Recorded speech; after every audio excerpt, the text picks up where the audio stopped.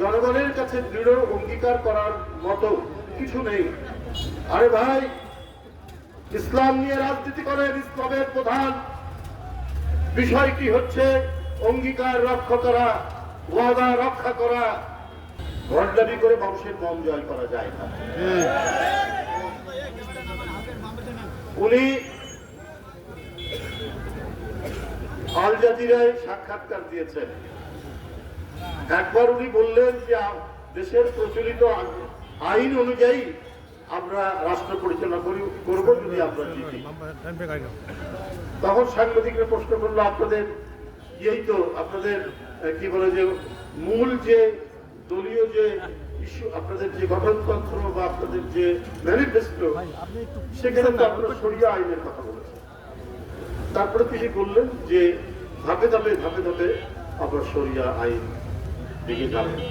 তার মানে কোনোটাতেই তাদের কোনো কনসিস্টেন্সি নাই, তাদের কোনো সামঞ্জস্য বোধ নেই, কোনো প্রত্যক্ষ এবং জনগণের কাছে দৃঢ় অঙ্গীকার করার মতো কিছু নেই।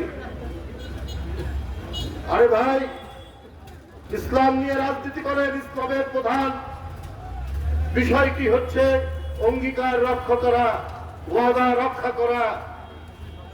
চলতে হয় সিরাতুল মুস্তাকিম, সরল সোজা পথে। আপনি আমির সাহেব, আপনাকে দেখছি আপনি যখন যেটা সুবিধা মনে করছেন, কোন পথ দিয়ে, কোন রাস্তা দিয়ে, কোন গলি দিয়ে ঢুকলে পরে ক্ষমতায় যাওয়া যাবে, এর জন্য আপনি দিন রাত কাজ করছেন। কিন্তু আপনার এই কাজের মধ্যে মানুষের কাছে ধরা পড়ে যাচ্ছে আপনাদের আসল চরিত্র, আপনাদের আসল আমার সোহেল যে দল করে সেটা বাংলাদেশ জাতীয়তাবাদী দল।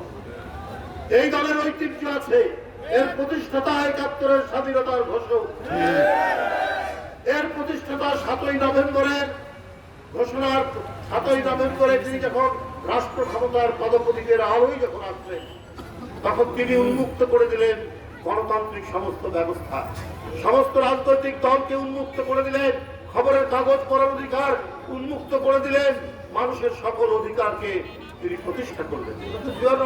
আপনারা না,